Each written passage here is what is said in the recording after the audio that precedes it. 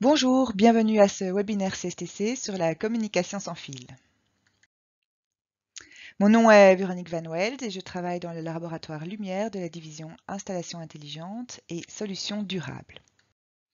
Le nombre d'applications de communication sans fil que nous utilisons tous les jours est de plus en plus important, que ce soit à la maison, au travail, dans la rue.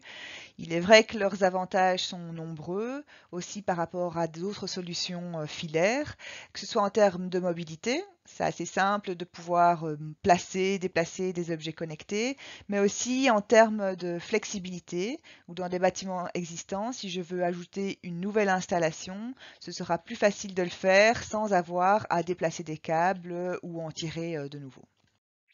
Les entreprises de construction et de manière plus large l'ensemble du secteur de la construction est directement concerné par cette question de la communication sans fil et ce pour les différents stades de la vie d'un bâtiment.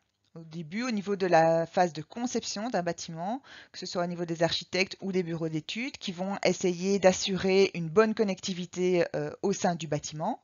Ensuite, au niveau de la phase de construction, sur chantier, pour assurer une bonne communication au sein de l'équipe de chantier, mais aussi pour pouvoir utiliser les nouveaux outils de mise en œuvre qui existent.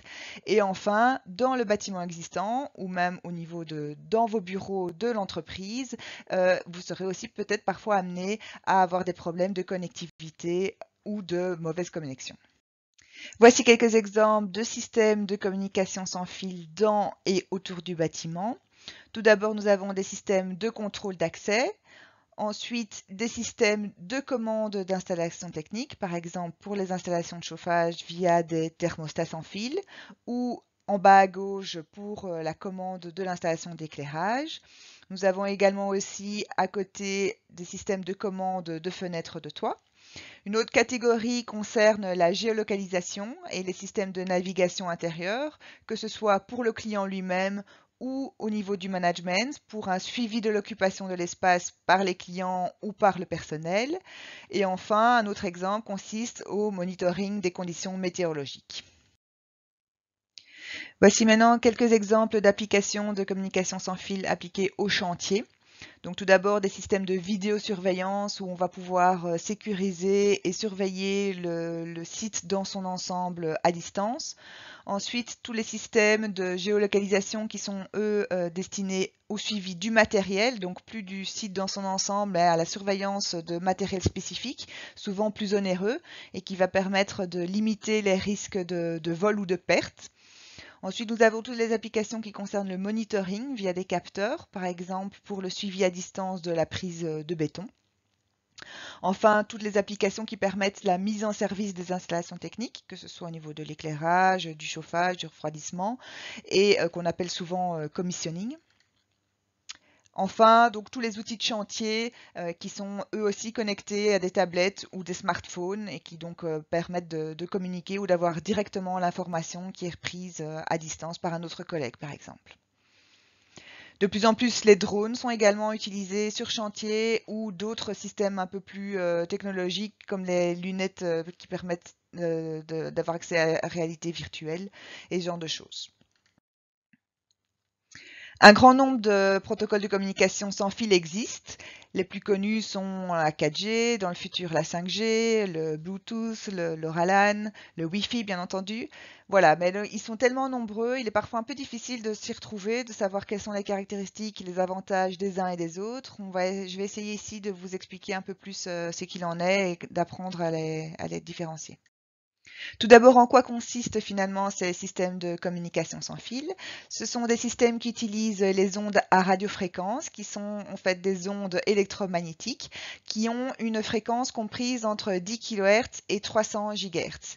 D'autres exemples de systèmes qui utilisent les radiofréquences sont tout simplement par exemple la radio, qui utilise des fréquences de l'ordre de quelques dizaines de mégahertz, ou un routeur Wi-Fi, ou la 4G, qui utilise des fréquences aux alentours de 2 GHz et demi. Et puis nous avons également les micro-ondes qui utilisent également les radiofréquences. Pour chacune de ces fréquences correspond une longueur d'onde et donc pour les ondes à radiofréquence, on se situe au niveau des longueurs d'onde entre quelques kilomètres à quelques millimètres pour les micro-ondes. Ces différents types de communication sans fil se différencient pourtant des uns des autres.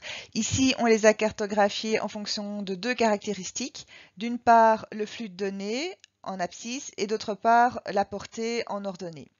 Le flux de données correspond à la quantité de données que le système peut échanger par seconde, tandis que la portée, elle caractérise la distance entre deux antennes qui est nécessaire pour pouvoir assurer une couverture suffisante pour pouvoir communiquer.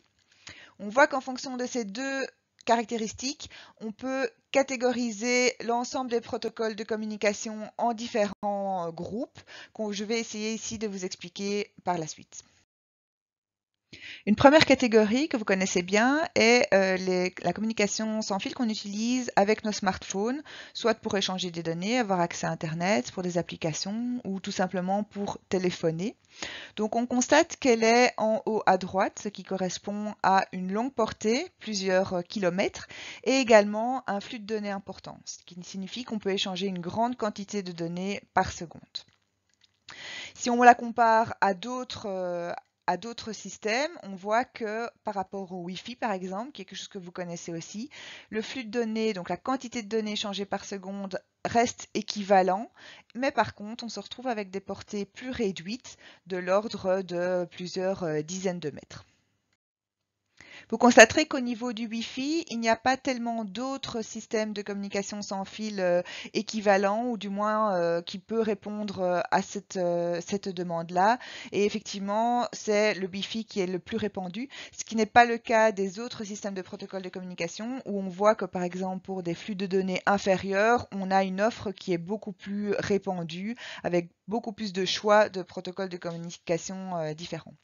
La question est de savoir, mais alors pourquoi on n'utilise pas que le Wi-Fi, étant donné que celui-ci permet un grand échange de flux de données et que la portée est équivalente à ce que proposent d'autres systèmes. Et on verra que ces autres systèmes ont d'autres avantages qui sont tout aussi pertinents. Le principal avantage réside dans la consommation d'énergie qui est nécessaire pour pouvoir faire cet échange de données. Plus le flux de données possible est important, plus cela va nécessiter une consommation d'énergie qui est importante également. Or, ce n'est pas tout le temps nécessaire. Par exemple, les capteurs qui mesurent la température ou l'humidité relative vont avoir une quantité de données relativement limitée et ne vont donc pas avoir nécessairement besoin d'un système Wi-Fi, ce qui n'est pas le cas des différents systèmes de vidéosurveillance, par exemple, qui vont, eux, devoir échanger des plus grosses quantités de données via, par exemple, des vidéos qui auront une haute résolution. Dans notre graphique, en dessous de la catégorie où se trouve le protocole Wi-Fi, on va retrouver tous les protocoles de communication de la catégorie WPAN, pour Wireless Personal Area Network.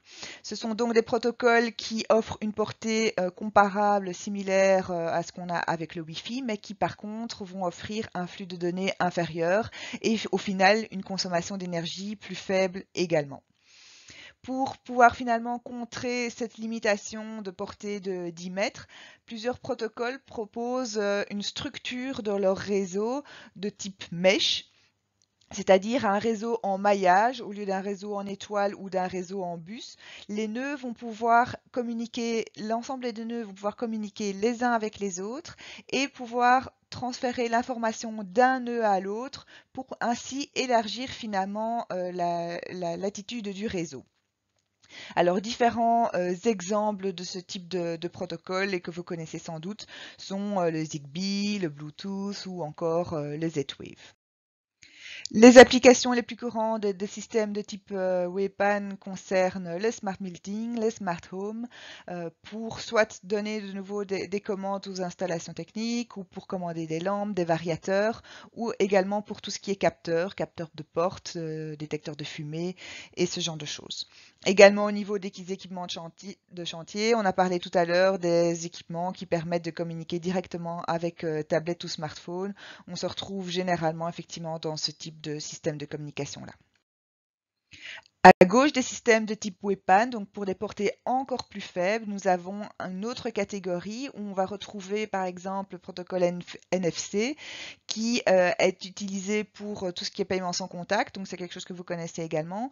Et dans cette catégorie-là, on se retrouve donc avec des portées encore plus petites, à de l'ordre de quelques centimètres. C'est aussi ce qui est utilisé pour le contrôle d'accès. Enfin, pour des portées beaucoup plus longues, mais de nouveau avec des quantités de données plus réduites, nous avons les protocoles de type LPWAN pour Low Power Wide Area Network. Et donc on se retrouve là avec des portées de plusieurs kilomètres, mais à la fois des quantités de données qui sont assez réduites et également le nombre de messages par jour qui va être limité. Toutefois, ça permet quand même d'utiliser alors ces systèmes-là avec des éléments sur batterie et ces batteries peuvent ainsi tenir plusieurs années.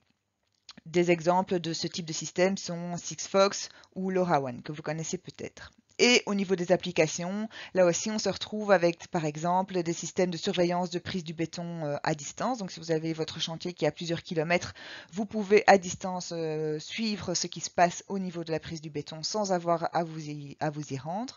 Et puis on a aussi tous les systèmes de monitoring de température, d'humidité relative, ou également les nouveaux compteurs intelligents qui peuvent permettre de relever l'index de consommation de gaz et d'eau à distance. On l'a vu, ces différentes catégories se caractérisent en fonction du flux de données et de la portée, mais d'autres paramètres permettent également de différencier ces protocoles de communication entre eux, en particulier le temps de latence, qui est donc le délai d'attente entre une action et la réaction qui en découle, ou un autre paramètre qui les différencie est par exemple le risque d'interférence entre ce système de communication et d'autres réseaux sans fil qui seraient présents à proximité dans le bâtiment.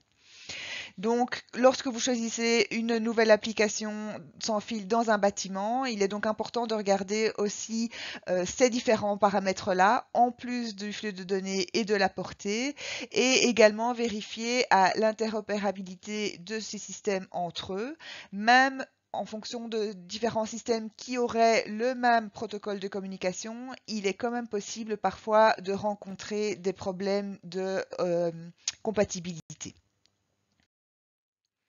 Pour conclure, que faut-il retenir de cette présentation? Tout d'abord que la technologie sans fil peut présenter beaucoup d'avantages par rapport à une technologie filaire. Ensuite, qu'il existe de nombreux protocoles de communication sans fil avec chacun leurs caractéristiques, que ce soit en termes de flux de données échangés, de la portée ou encore des économies et de la consommation d'énergie. Et du coup, quand vous choisissez une nouvelle application, il est important de bien se renseigner sur le protocole de communication qui est utilisé et sur les caractéristiques de celui-ci afin de s'assurer que finalement celui-ci réponde bien aux attentes et surtout qu'il puisse être compatible avec les autres applications qui sont déjà existantes dans le bâtiment. Alors, si vous voulez d'autres informations, plus d'informations complémentaires par rapport à cette petite présentation, je vous invite à aller lire l'article rédigé par mon collègue Ruben Delvaille en tapant CSTC Connectivité sans fil sur Google ou CSTC Contact 2019/5. Vous avez encore des questions, vous pouvez aussi les poser à notre service des avis techniques. Il faut savoir aussi qu'on travaille sur d'autres projets concernant cette question de la connectivité sans fil, que ce soit CITEC ou Smart Building in Use. Enfin voilà, si vous voulez avoir encore des informations complémentaires ou approfondir encore plus la question, je vous invite à aller vous renseigner ce qui se fait sur l'initiative Wireless Community, qui est donc une initiative de l'IMEC et qui se tient donc sans cesse au courant des évolutions concernant cette question et cette thématique de la connectivité sans fil. Voilà, il ne me reste plus qu'à vous remercier pour votre attention et surtout n'hésitez pas à consulter les autres webinaires qui ont été réalisés par mes collègues du CSTC. À bientôt!